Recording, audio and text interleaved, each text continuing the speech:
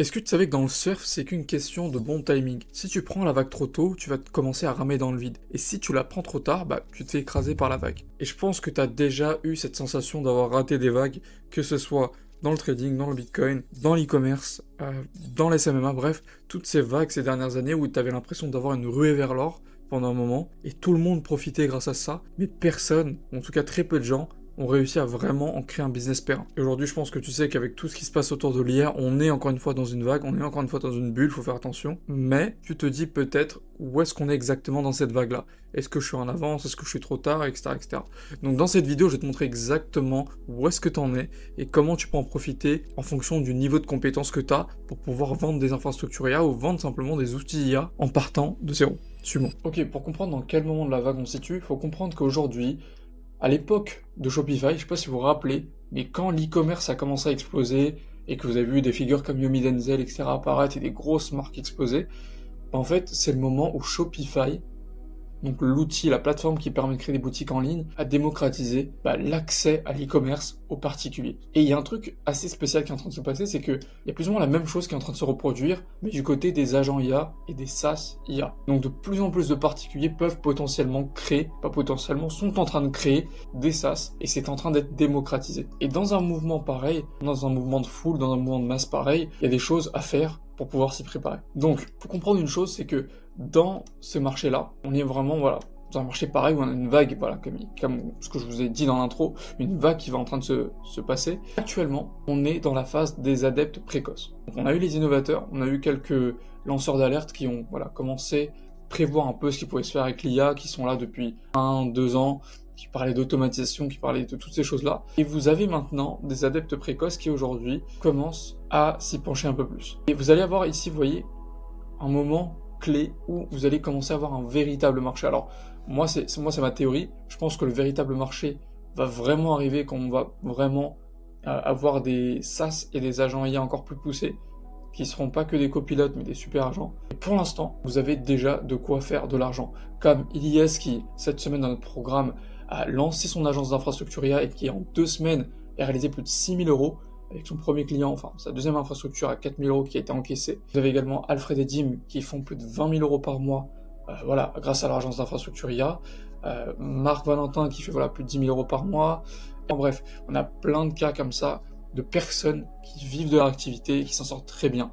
Donc on est dans la phase où aujourd'hui on a un marché qui est quand même assez précoce pour certaines personnes avancées, mais qui va devenir très précoce, en tout cas pour le marché mainstream, dans, je pense, en quelques mois, si ce n'est quelques semaines, j'ai envie de dire, donc ça va extrêmement vite. Okay, donc dans un marché pareil, comment se différencier? Eh bien, on va écouter Naval Ravikant. Naval Ravikant, c'est un investisseur assez réputé de la Silicon Valley qui a théorisé quelque chose qui est assez intéressant, qui concerne les effets de levier. Donc un effet de levier, c'est quoi? C'est quelque chose où vous mettez vraiment, comme un levier, vous mettez une intensité, ça permet de soulever des charges très très lourdes. Et ça vous permet, en règle générale, c'est une métaphore qu'on utilise dans le marketing, dans le business, pour dire qu'on s'entoure de choses et de choses et de ressources qui nous permettent d'avoir des résultats plus rapidement dans un système. Et là, en l'occurrence, l'effet de levier à avoir, en fait, c'est comme si on avait des armes pour se préparer à cette vague-là, quand il y aura du monde. Et bien, ces 3 armes-là, ou ces 4 armes-là, c'est celle-ci. Donc, on a le labor. Le labor, c'est quoi? C'est le travail. C'est le capital travail. À l'époque, vous voyez, le levier le plus important dans le système capitaliste, c'était de maîtriser et d'avoir des travailleurs. La personne qui gérait un terrain avait 5 paysans qui travaillaient pour lui. Ça, c'était une forme d'effet de levier. Ça lui permet de ne pas échanger son temps contre de l'argent, mais par contre d'utiliser le temps d'autres personnes pour avoir des résultats. Okay, et la plupart des entreprises aujourd'hui ont des salariés, etc., etc. Donc ça, c'est une forme d'effet de levier. Vous avez ensuite le capital. Le capital, c'est donc le fait d'avoir du capital à disposition que vous mettez par exemple sur un livret A ou sur un placement qui vous rapporte 8% par an. Et voilà, ça travaille, c'est de l'argent qui travaille à votre place. Ça peut être ce type de capital, mais ça peut aussi être du capital technique, des capitales, des machines littéralement que vous avez dans une usine et qui bossent à votre place. Ça, c'est le capital. Et ensuite, vous avez 2 autres types d'effets de levier. Vous avez le code et les médias. Donc ça, c'était les capitaux, les types d'effets de levier qui étaient utilisés pendant les dernières années. Donc le travail, le capital, et là récemment on a vu apparaître du coup la vague des effets de levier, des personnes qui sont enrichies grâce au code et aux médias. Ok, les personnes qui sont enrichies à partir des années 2000, c'est des personnes comme Mark Zuckerberg, des personnes comme Jeff Bezos, des personnes comme Elon Musk, qui en majeure partie n'ont pas eu besoin de miser sur le travail ni le capital, mais par contre qui avaient développé des logiciels. Facebook pour Mark, Jeff Bezos, enfin voilà, ils ont codé Amazon, ils ont la plateforme Amazon.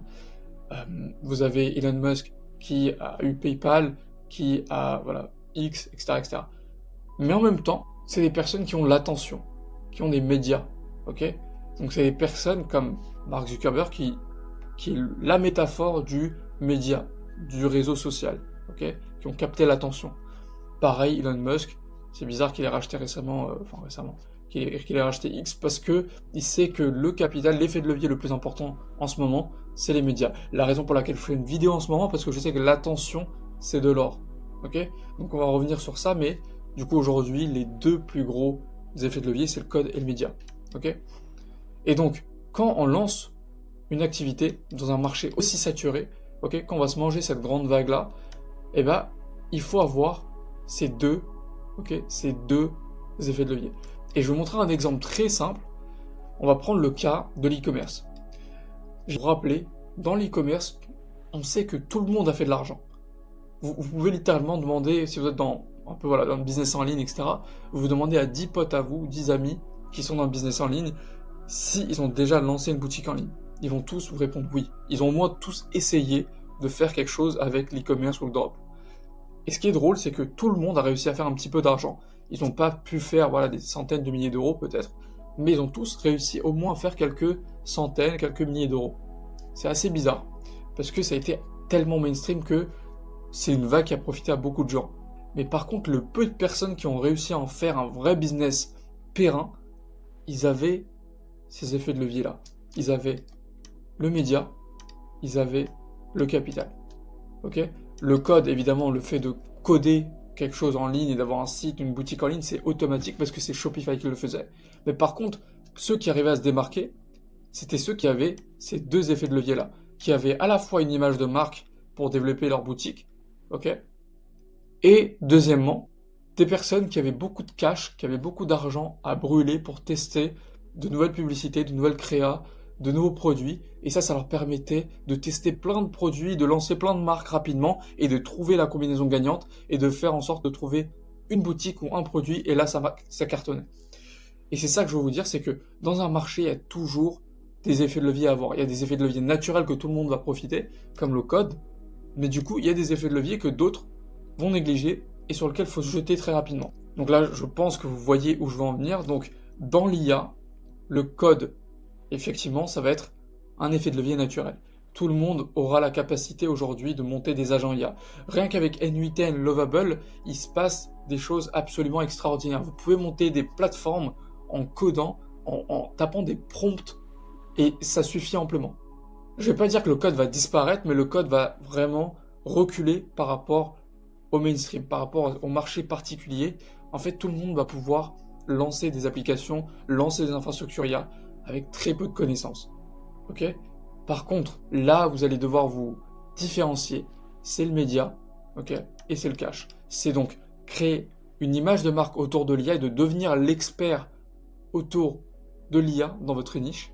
Et deuxièmement, récupérer beaucoup d'argent, ok ? Pour pouvoir investir dans des outils, pour développer des outils IA, des SaaS IA, toutes ces choses-là. Ça, c'est la clé pour faire fortune dans les 5 prochaines années, pardon. Et c'est littéralement le plan que je suis en train de suivre, ok ? Donc, toutes les personnes qu'on accompagne dans notre programme font cette chose-là. Ils font un business à cash flow pour récupérer du cash, ok ? Une agence qui tourne à 10, 15, 20 000 euros par mois en vendant des infrastructures IA, c'est une agence qui marge à 70-80%. Et donc ces 70-80% de marge, c'est du cash qui va vraiment augmenter votre patrimoine, qui au final, va vous servir à tester de nouveaux business dans l'IA, à faire de nouveaux projets et vraiment profiter de cette vague. Deuxième chose, toutes les personnes qu'on accompagne et qui font ce résultat-là ont une micro-personal brand, c'est-à-dire une image de marque personnelle qui est petite, qui n'a pas besoin d'être immense. Vous n'avez pas besoin de devenir le nouveau Yumi Denzel ou quoi que ce soit. Non, tout ce que vous devez faire, c'est créer une petite image de marque très nichée dans votre secteur spécifique. Je prends le cas par exemple d'Elias qui est niché dans l'immobilier. Il fait du contenu dans l'immobilier en parlant d'intelligence artificielle. Alfred et Dim, pareil, ils sont dans la niche du BTP. Ils font du contenu pour ces personnes-là en parlant d'intelligence artificielle. La chose importante, c'est d'avoir la casquette d'intelligence artificielle et de votre niche en même temps. Et ça, c'est la clé aussi pour y arriver. Donc vous avez bien compris, les deux façons de se préparer, c'est obtenir de l'attention dans la niche dans laquelle on est en parlant d'intelligence artificielle, et deuxièmement, créer un business à cash flow qui vous rapporte pas mal de cash, pas vendre des outils IA, pas vendre juste des chatbots, des choses comme ça, on est d'accord, voilà, c'est dépassé, ça marche pas, personne n'achète ça. Mais par contre, vendre des infrastructures, des architectures complètes propulsées par l'IA. Okay, et ça, aujourd'hui, vous avez pas mal de personnes qui sont prêtes à l'acheter. Et un prix premium. Et donc, si vous arrivez à combiner ces deux choses-là dans les prochaines années, croyez-moi, vous avez ma parole, vous allez vous en sortir et vous allez réussir à profiter de cette vague-là. Maintenant, je vais voir une chose assez importante avec vous, c'est comment se préparer concrètement avec un plan d'attaque précis par rapport à ce déluge qui est en train d'arriver. Alors, je dis vague, je dis déluge, parce que voilà, je vais prendre une métaphore par rapport à l'arche de Noé. Donc, la façon dont Noé a réussi à construire son arche, on va reprendre un peu la même structure pour pouvoir se préparer à cette vague-là. Et donc, si on reprend du coup les différents effets de levier, il vous faut du code, du capital, les médias et du labor, donc du travail. Donc concrètement, du code, il faut que vous puissiez vous former sur la création des agences IA. Il faut que vous puissiez créer vous-même une plateforme ou quoi, un site où vous expliquez que vous créez des agents IA. Donc concrètement, le code, c'est vous devez simplement savoir utiliser les plateformes comme N8N, Lovable, GHL, Zapier, Make, tous ces outils-là pour pouvoir créer des agents IA. Le code a permis de démocratiser aujourd'hui la création d'infrastructures et d'architectures IA à n'importe qui. Ok ? Donc c'est ça que vous devez maîtriser, première chose. Deuxième étape, le capital. Avec ses compétences et ses connaissances, vous devez créer un vrai business à cash flow. Ces compétences et ces connaissances sont monétisables. Tout comme une personne qui savait construire une boutique e-com a réussi à faire de l'argent avec, vous, aujourd'hui, vous devez réussir à monétiser cette compétence. Vous devez lancer des infrastructures IA et aller le vendre à des entreprises qui en ont besoin. Et aujourd'hui, c'est drôle, mais il y a un gros gap. Il y a des entreprises qui sont complètement à la ramasse et qui ont besoin de personnes qui vont implémenter toutes ces nouvelles technologies qui sortent chaque mois, qui optimisent complètement la productivité des entreprises. Troisième chose, troisième capital, le média. Une fois que vous commencez à lancer votre activité, que vous faites 3, 5, 10 000 euros par mois, il faut que vous commenciez à documenter ce que vous faites. Il faut que vous commenciez à créer du contenu, ok, et devenir une référence sur le secteur de l'IA, et plus précisément dans l'IA en général, mais dans votre secteur bien spécifique. L'IA, c'est très vaste. Il ne faut pas faire de contenu sur l'IA. Il faut faire du contenu sur l'IA rapporté à une niche. Et enfin, le labor. Donc, il faut monter une équipe qui gère cette agence à cash flow et la rendre autonome. Alors, pour l'instant, c'est des humains qui peuvent le faire. Mais croyez-moi, vous regarderez cette vidéo dans 1 ou 2 ans, cette partie-là sera remplacée par des agents IA, effectivement. Donc, on aura effectivement juste un autre type de capital qui sera le capital IA qui va apparaître. Et ça, c'est ma prédiction. Donc, si vous voulez profiter de la vague de l'IA en vous formant, en créant un business à cash flow et en allant revendre ça à des entreprises qui en ont besoin pour finalement devenir la référence de l'IA dans ce secteur, on a un plan d'attaque bien précis qui peut vous aider. Si ça vous intéresse, on vous montre comment le faire et vous choisissez par vous-même si ça vaut le coup de le faire par vous-même ou de suivre notre protocole. Donc c'est juste en dessous, il y a un calendrier, vous pouvez réserver un call. Voilà, je vais pas vous mordre, c'est gratuit. Si ça vous intéresse, tant mieux, sinon il n'y a pas de problème. Sur ce, on se dit à très vite.